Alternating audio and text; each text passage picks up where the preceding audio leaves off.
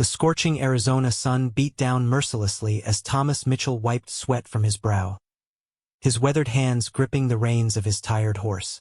The year was 1882, and the frontier was still a place where survival depended on quick thinking, steady nerves, and sometimes pure luck. Thomas had been riding for 3 days straight, carrying urgent medical supplies to the remote settlement of Copper Creek, when he heard the sound that would change his life forever. A low moan echoed across the desert, barely audible over the wind whistling through the saguaro cacti. Thomas pulled his horse to a stop, scanning the barren landscape. Most travelers would have dismissed the sound as wind or wildlife, but Thomas had learned to listen carefully during his 5 years on the frontier. Something was wrong. Following the sound, he guided his horse around a cluster of red rocks and discovered a sight that made his breath catch. A young Apache woman lay unconscious in the sparse shade of a mesquite bush, her bronzed skin pale with dehydration. But what struck Thomas most was her extraordinary size.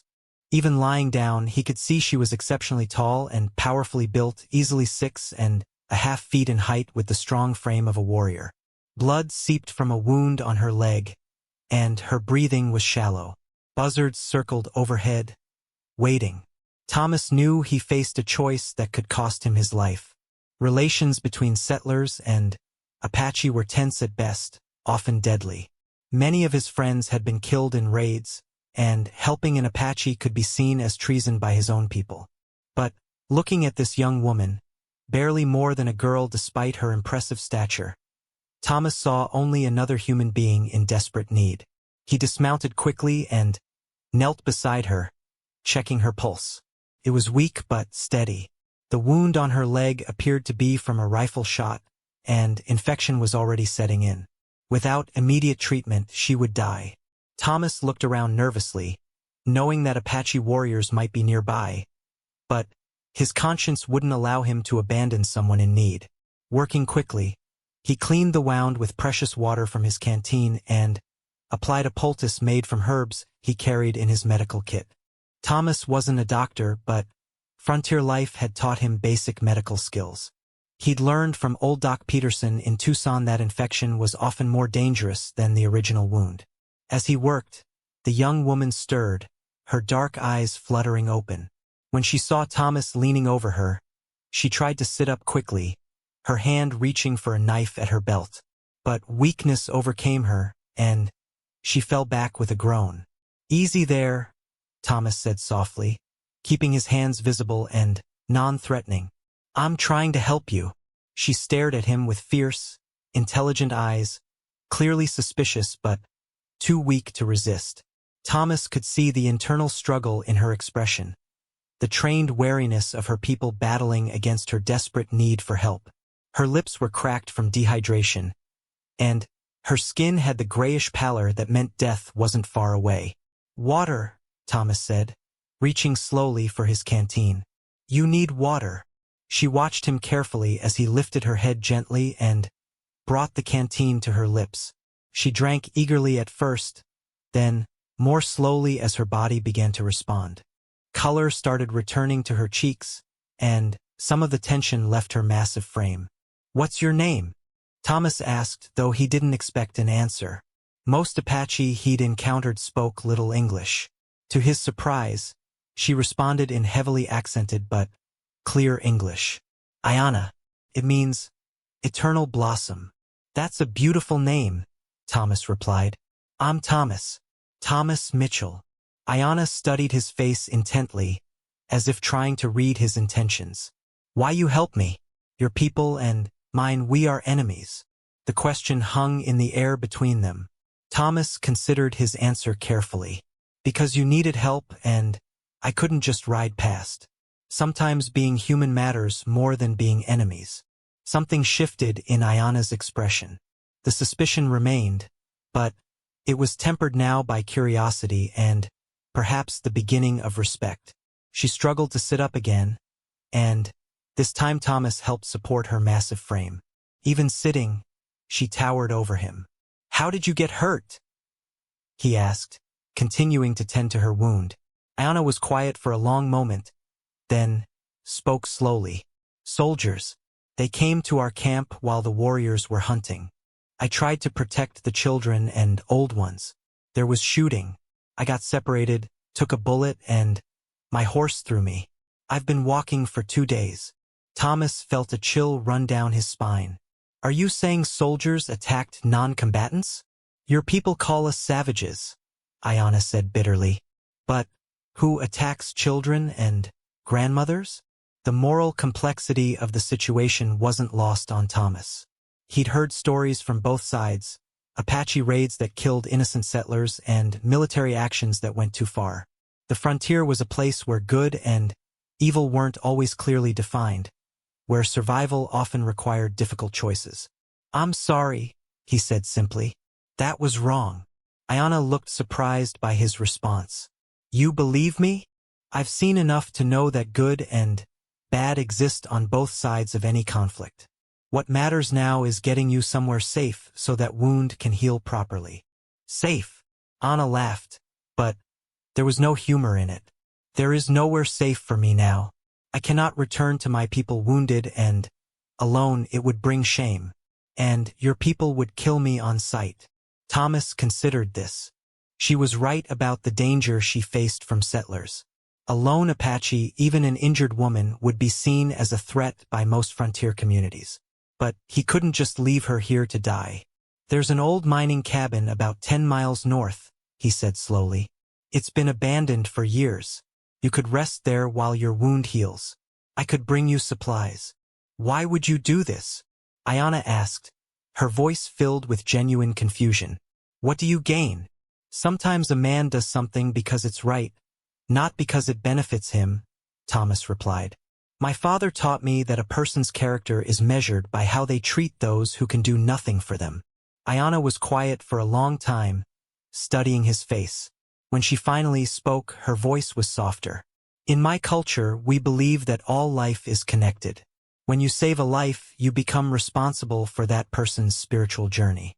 You have created a bond that cannot be broken.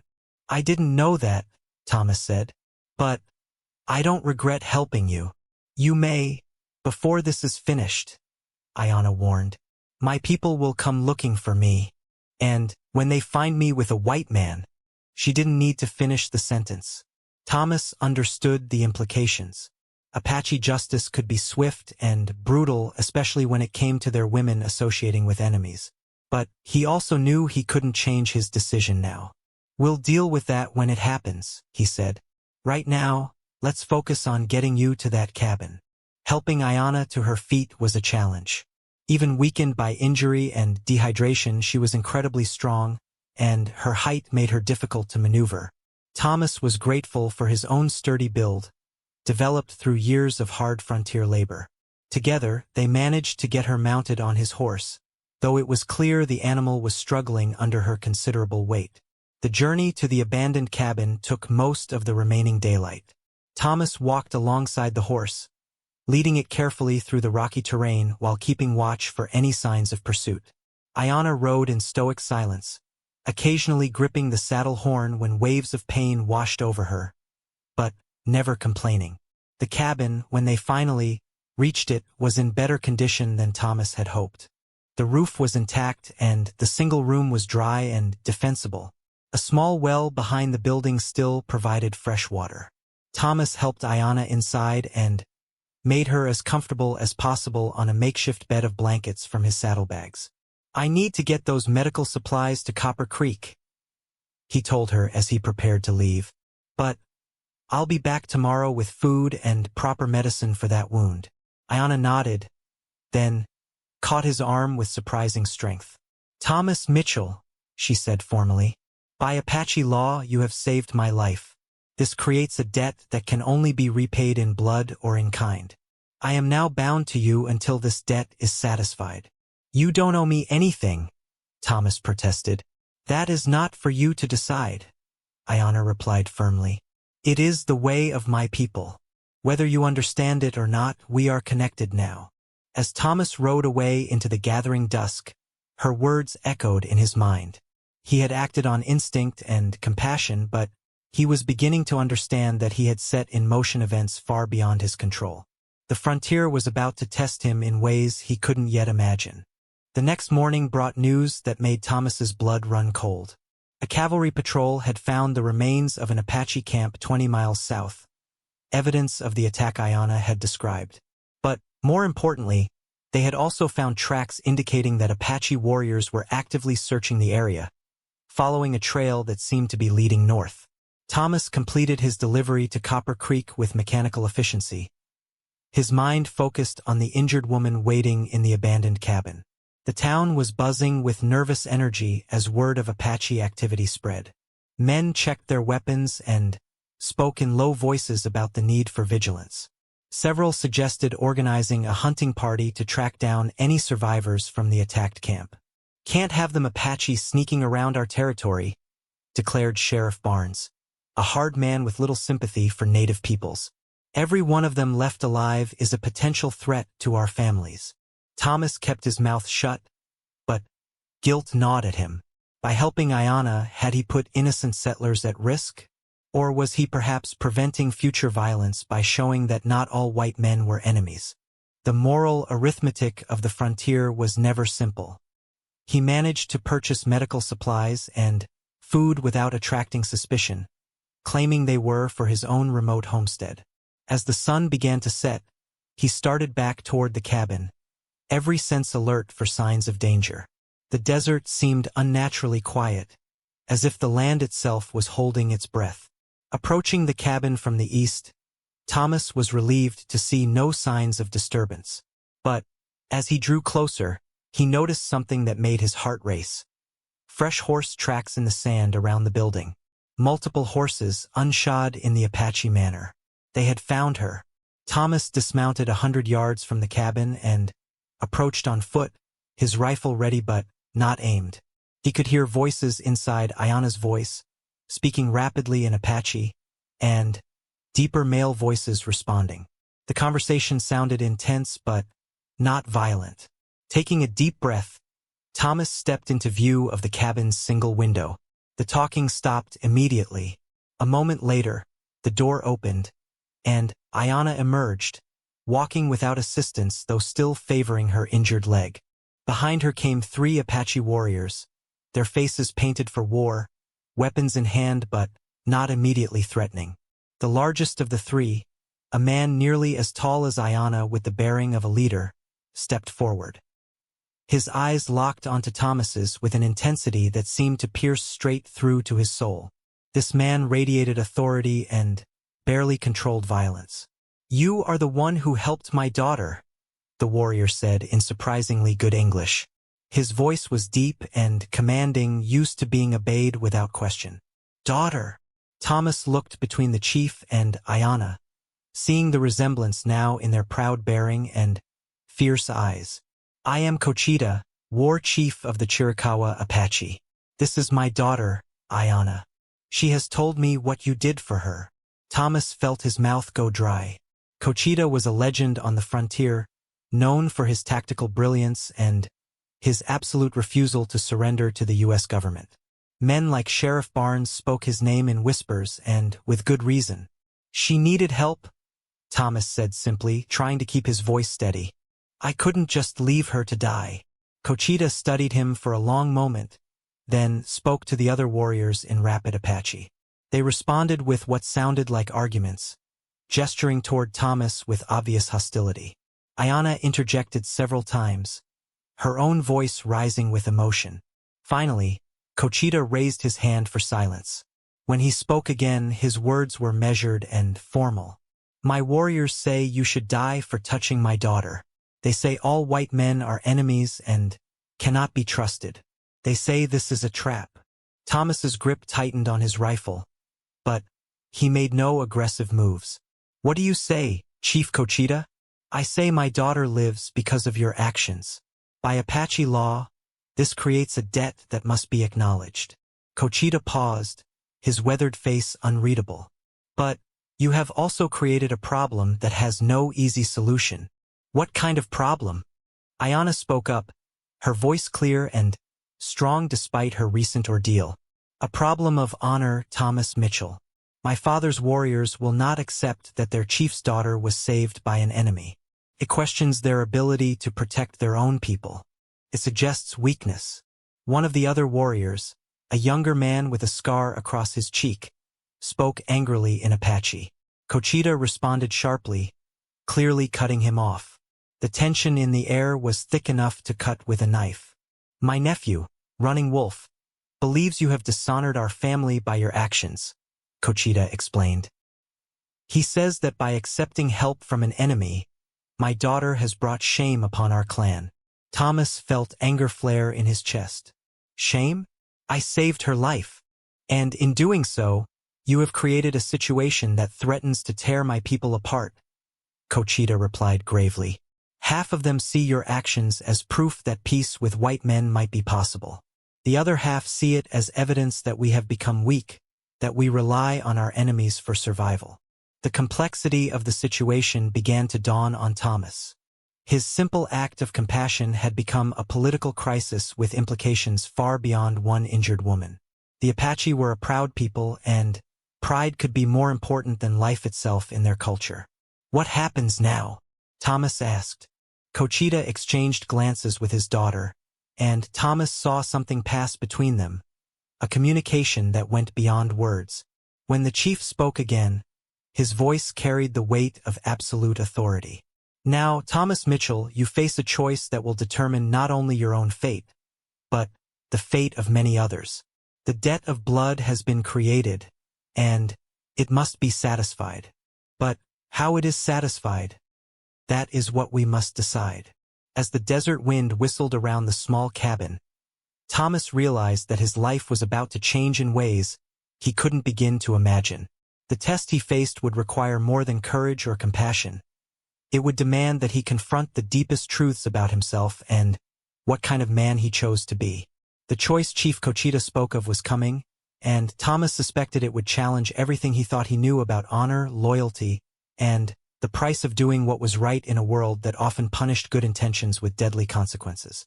Chief Cochita gestured toward a circle of stones that had been arranged in front of the cabin. Sit, he commanded. We will speak of serious matters. Thomas sat cross-legged on the hard ground, acutely aware of the 3 Apache warriors positioned around him. Running Wolf, the scarred nephew, kept his hand near his tomahawk, his dark eyes never leaving Thomas's face. The 3rd warrior, an older man with gray streaking his long black hair, remained silent but watchful. Ayanna lowered herself carefully beside her father, her massive frame still impressive despite her recent injuries. In the growing twilight, the group formed a circle that felt both ceremonial and ominous. Among my people, Cochita began. When a life debt is created, it must be resolved according to our laws. These laws have kept us strong for countless generations. He picked up a handful of desert sand and let it fall slowly through his fingers. You, Thomas Mitchell, have placed yourself within our laws by your actions. You cannot now claim ignorance of their consequences. I'm not claiming anything, Thomas replied steadily. I did what I thought was right. If that creates obligations, then I'll face them. Running Wolf spoke sharply in Apache, his voice filled with contempt. Cochita responded with a few curt words that silenced his nephew but clearly didn't satisfy him. Running Wolf says you speak bravely for a man who has no choice, Ayanna translated. He believes you are only trying to save your own skin. Thomas looked directly at the young warrior. Tell Running Wolf that if I were only concerned with saving my skin, I would have ridden past his cousin when I found her dying in the desert. The translation sparked an angry response from Running Wolf, but the older warrior placed a restraining hand on his arm and spoke quietly. Cochita nodded approvingly at the elder's words. Spotted Horse speaks wisdom, the chief said. He reminds us that the white man's actions speak louder than his words. The question before us is not whether Thomas Mitchell acted with honor. Clearly he did. The question is what honor demands from us in return. Ayanna shifted uncomfortably, and Thomas could see the internal struggle playing out across her strong features. Father, perhaps this matter could be handled quietly, between families. The debt could be considered satisfied by no. Cochita's voice cut through her words like a blade. This matter has already spread beyond families. Word of what happened has reached other bands. They are watching to see how we handle this situation. Our response will be seen as either wisdom or weakness. The political implications were becoming clearer to Thomas. In a culture where reputation could mean the difference between survival and destruction, every action carried weight far beyond its immediate consequences. His rescue of Ayanna had become a test case for how the Apache would relate to white settlers going forward. "What exactly are my choices?" Thomas asked. Cochita was silent for a long moment, his weathered face reflecting the gravity of the decision. "There are 3 paths before you, each carrying its own price. The first path is the path of blood. You have touched my daughter, saved her life, and thereby challenged the ability of Apache warriors to protect their own. Running Wolf and others believe this insult can only be washed clean with your death." Running Wolf nodded grimly, his hand moving to his knife handle. "The second path," Cochita continued, "is the path of exile. You would swear an oath never to enter Apache territory again, never to speak of what you have seen, and to forget that my daughter exists. You would live, but the debt would remain unpaid, and my people would see this as proof that we have grown weak." Thomas felt his stomach clench. Both options were essentially death sentences, one immediate, one prolonged. "And the third path?" "The third path is the most dangerous of all," Cochita said slowly. "It is the path of transformation. You would undergo the trial of the warrior spirit. If you survive, you would be adopted into our tribe as my son, with all the rights and responsibilities that carries. You would become Apache in truth, not just in law. And if I don't survive the trial, then you die with honor, and the debt is paid in blood." Spotted Horse spoke for the first time, his voice grave but not unkind. "But your death would have meaning beyond mere revenge." Ayanna had grown very still beside her father. When she spoke, her voice was barely above a whisper. "Thomas, you don't understand what he's offering. The trial of the warrior spirit, few survive it, even among our own people. It is not merely a test of courage or strength." "What is it, then?" Cochita answered. "It is a test of your willingness to destroy the weak parts of yourself, to become something greater than what you were. The old Thomas Mitchell must die completely before a new man can be born. Many who attempt this trial die not from physical danger, but because they cannot let go of who they used to be." The philosophical implications hit Thomas like a physical blow. This wasn't just about surviving some ordeal, it was about fundamental transformation of identity. The man who emerged from such a trial, if anyone emerged at all, might be unrecognizable to himself. "How long do I have to decide?" he asked. "Until the moon sets tonight," Running Wolf said coldly. "Dawn brings action, one way or another." Thomas looked around the circle of faces, each representing a different aspect of his dilemma. Running Wolf embodied the traditional Apache distrust of outsiders, the belief that strength came through maintaining clear boundaries between people. Spotted Horse represented wisdom and experience, the understanding that survival sometimes required flexibility. Cochita was the leader, forced to balance competing demands while considering the welfare of his entire people. And Ayanna, she represented the human cost of his decision.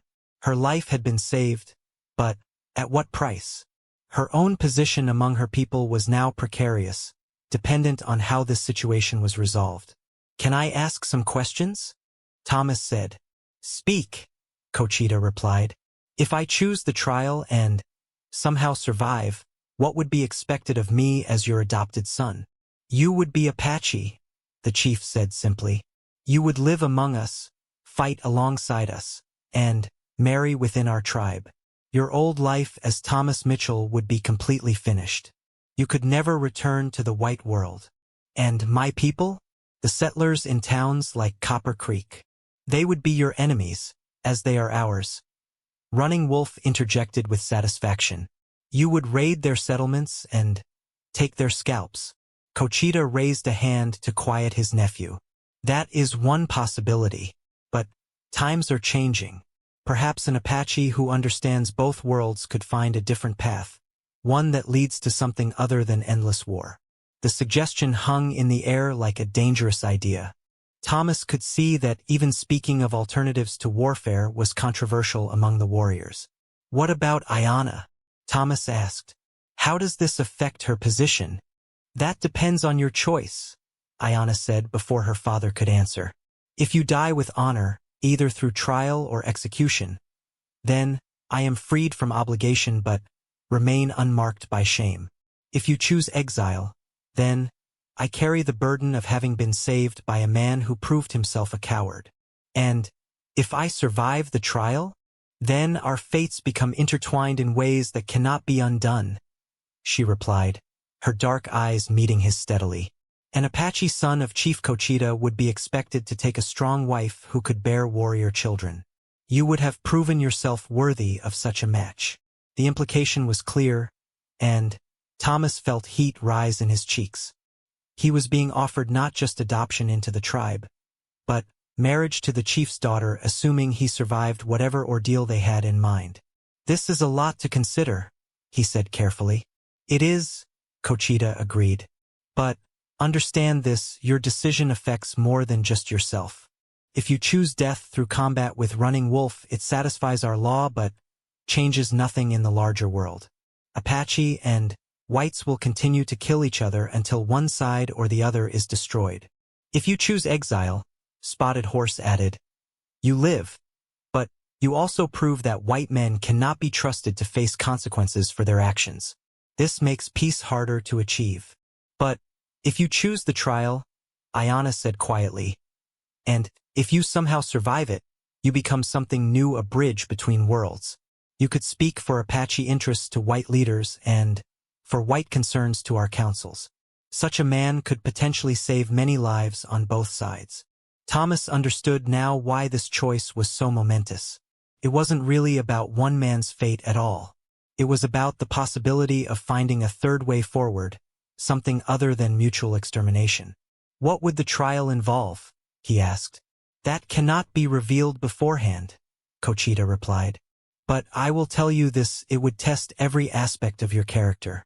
Physical courage, mental endurance, spiritual strength, and, most importantly, your willingness to sacrifice your old identity completely. Men have died simply from the fear of what they might become," Spotted Horse added gravely.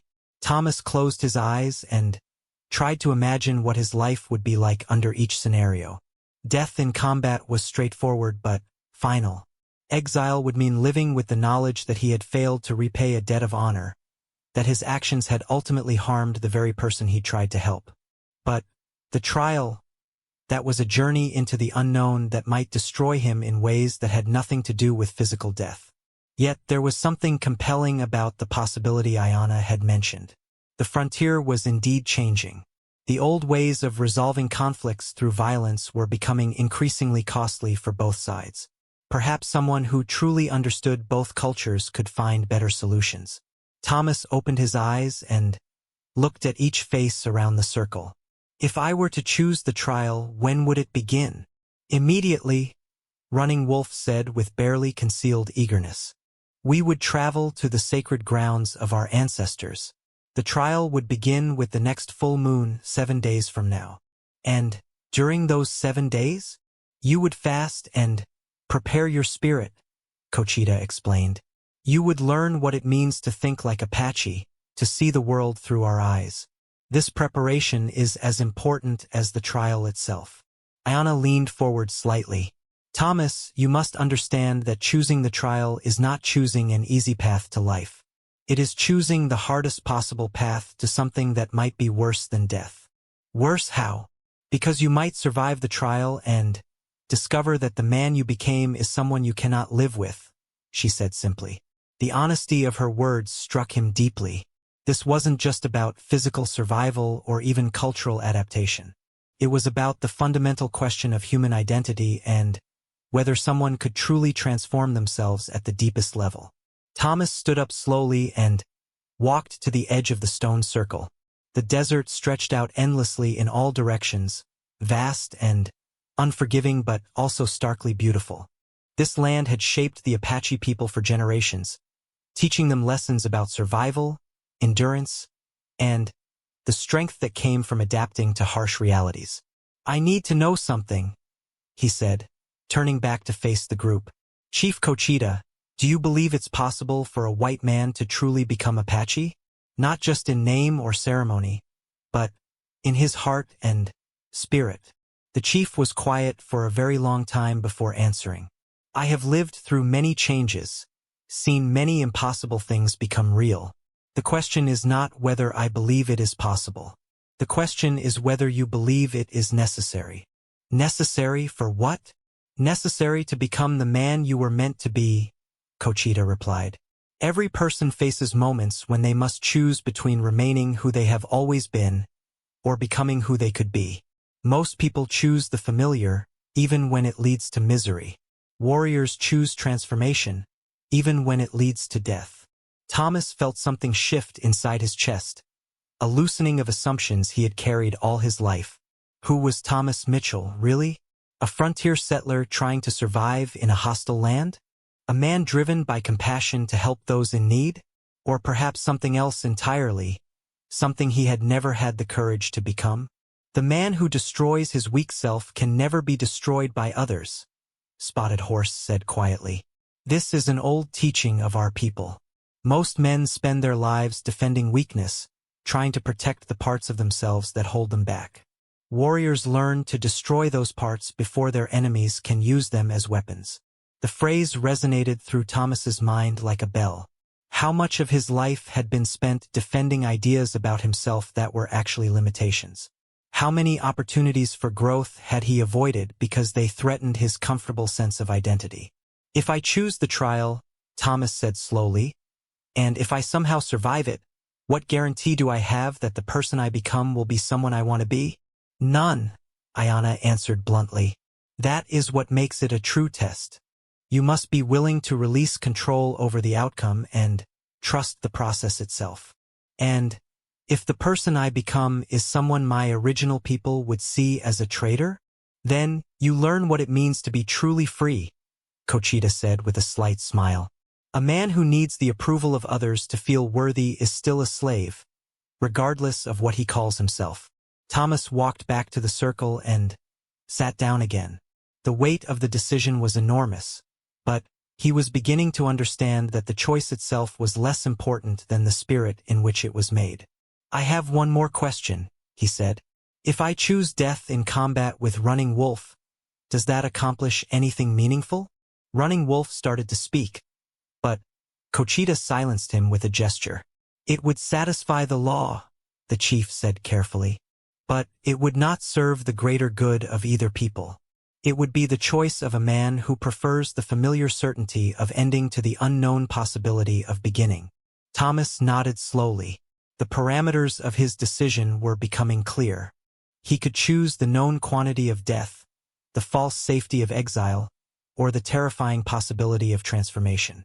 Only one of these choices offered the potential for something genuinely new to emerge.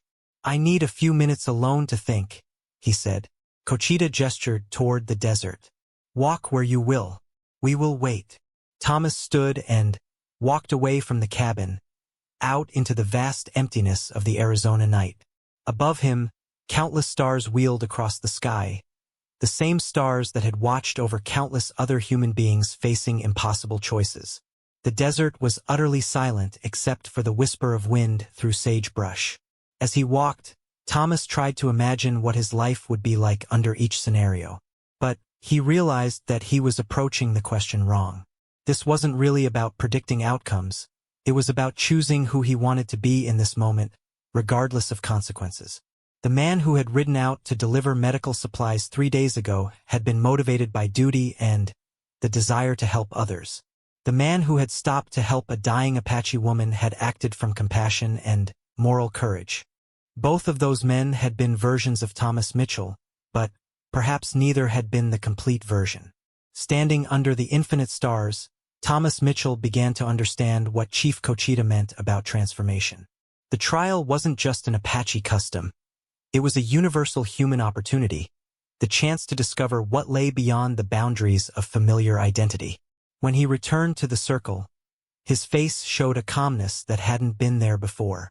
"I've made my decision," he said quietly. The 4 Apache watched him intently, each perhaps hoping for a different answer. "I choose the trial of the warrior spirit," Thomas said firmly. "If the man I am today must die for something better to be born, then so be it." Running Wolf's face showed disappointment, but also a grudging respect. Spotted Horse nodded approvingly. Cochita's expression remained neutral, but his eyes showed something that might have been pride. Ayana looked directly into Thomas's eyes for a long moment, then spoke with quiet intensity. "Then, tomorrow we begin the journey to the sacred grounds. And Thomas Mitchell begins to die so that someone new can take his place." As the moon began to set over the desert, Thomas realized that he had just made the most important decision of his life.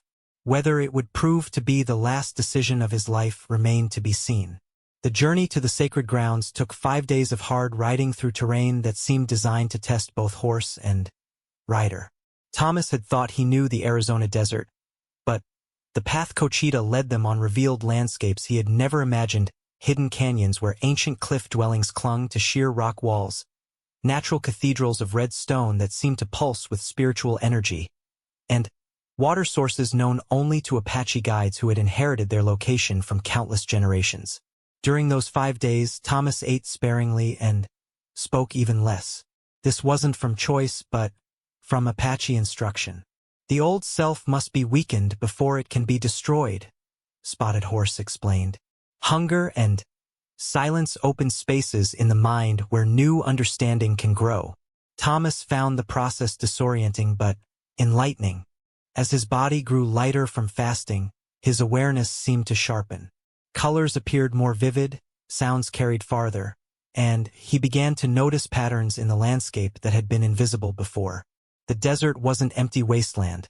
As he had always assumed, it was a complex ecosystem where every plant, animal, and geological formation had meaning and purpose. Ayana rode beside him much of the time, her wound healing remarkably fast.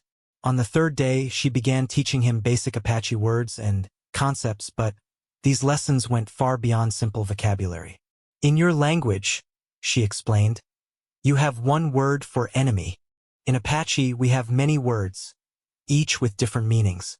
There is the enemy who fights for resources, the enemy who fights from fear, the enemy who fights from hatred, and the enemy who fights from misunderstanding. Each type requires a different response." Thomas struggled with the concepts. How can you tell which type you're facing? By listening not just to what they say, but to why they say it. By watching not just what they do, but how they do it. Most conflicts come from people speaking past each other rather than to each other. As they traveled deeper into Apache territory, Thomas began to understand that he was receiving an education that went far beyond survival skills. The Apache way of seeing the world was fundamentally different from anything he had experienced. Where white settlers saw obstacles to be overcome or resources to be exploited, Apaches saw relationships to be maintained and responsibilities to be honored. On the 4th night, as they camped in a hidden valley where hot springs bubbled up from deep underground, Cochita finally began to speak of the trial itself. "Tomorrow we reach the sacred place where you will be tested," the chief said as they sat around a small fire. "I must prepare you for what you will face, though words cannot fully convey the reality." Thomas waited, acutely aware that his entire future hung on the next few hours. "The trial has 3 parts," Cochita continued. "The first is the test of the body. You must survive 3 days alone in the wilderness with nothing but what you can make or find. This tests your ability to rely on yourself rather than the tools and comforts of your former life. The second is the test of the mind. You must solve a problem that has no obvious solution, one that requires you to think in ways you have never thought before. This tests your ability to see beyond the limitations of your old ways of understanding. The third is the test of the spirit. You must face the parts of yourself that you most fear or despise, and either transform them or be destroyed by them. This tests your ability to become someone fundamentally different from who you have always been. Thomas felt his mouth go dry. And, if I fail any of these tests, then you die, Running Wolf said bluntly. Not from execution, but from the natural consequences of failure. The wilderness will kill you, or the problem will drive you mad, or your own spirit will tear itself apart. But, if you succeed, Ayana added softly, you become something that has never existed before, a true bridge between worlds. Someone who can speak the languages of both peoples not just with words, but with understanding. That night, Thomas slept poorly despite his exhaustion. His dreams were filled with images of transformation.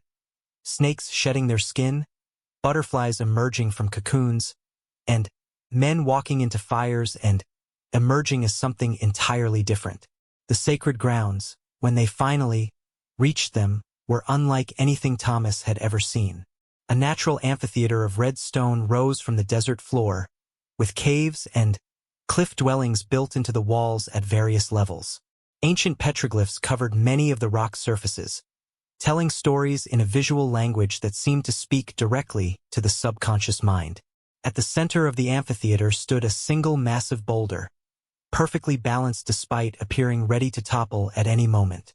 Springs of clear water bubbled up around its base, creating a small oasis of green in the red and gold landscape. This place has been sacred to my people for longer than memory, Cochita explained as they made camp at the base of the cliffs. Here, our ancestors came to seek visions, to transform themselves, and to commune with the spirits that guide all life. The stone formations amplify spiritual energy, making transformation both more possible and more dangerous. Thomas could feel something in the air, a sense of presence that made the hair on the back of his neck stand up. This wasn't just a geographic location. It was a threshold between ordinary reality and something far more profound.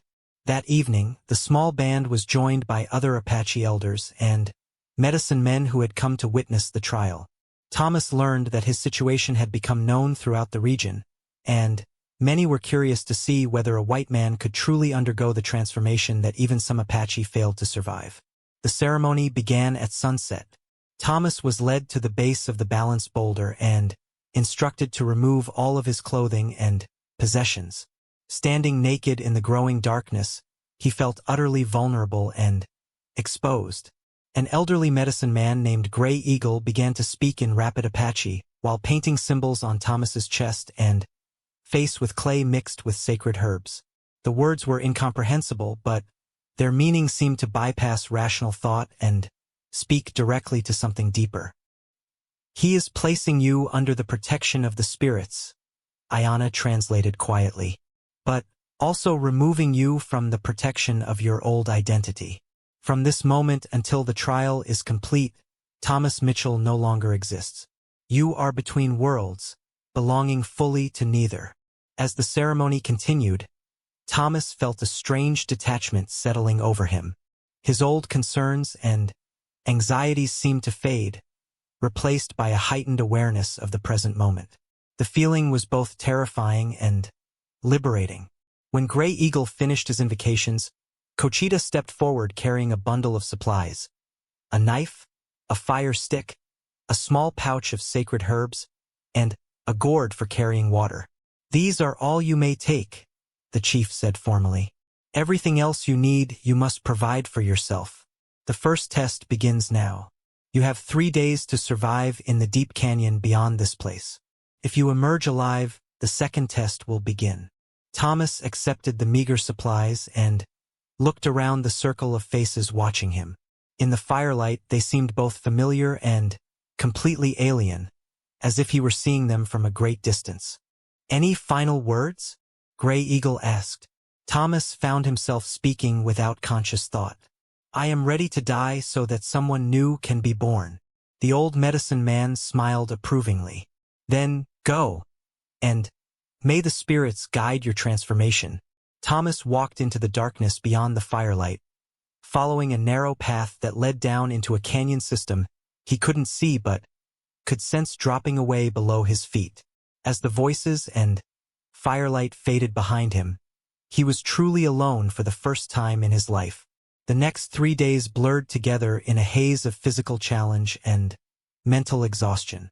The canyon was a maze of narrow passages, hidden pools, and sheer rock walls that seemed designed to confuse and disorient anyone who entered them. Thomas quickly learned that his old assumptions about navigation and survival were useless here. On the first day, he focused on finding water and shelter. The knife allowed him to dig for roots and cut materials for basic tools, but every task took far longer than he expected. By nightfall, he had managed to build a small shelter and start a fire, but he was already feeling the effects of hunger and dehydration. The second day brought new challenges. The canyon seemed to shift and change, with passages that looked familiar leading to completely unknown areas. Thomas began to suspect that the disorientation was intentional. Part of the test was learning to navigate without relying on familiar landmarks or logical thinking. It was during the second night, as he sat beside his small fire eating bitter roots he had managed to dig up, that Thomas began to understand what was happening to him. The physical hardships were real, but they were also metaphorical. Every time he solved a problem using his old methods, a new problem would appear that required a different approach. He was being forced to let go of his habitual ways of thinking and responding.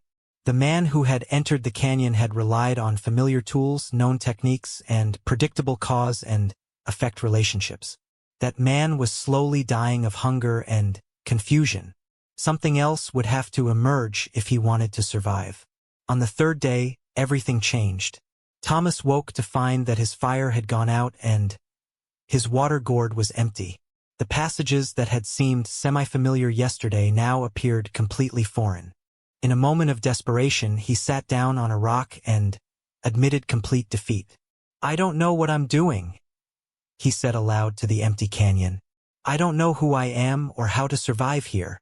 The words seemed to echo off the canyon walls, but when the echo came back, it sounded different, less like defeat and more like liberation. In that moment of surrender, Thomas felt something shift inside his consciousness. Instead of trying to impose his will on the environment, he began to listen to it. The canyon wasn't his enemy. It was his teacher.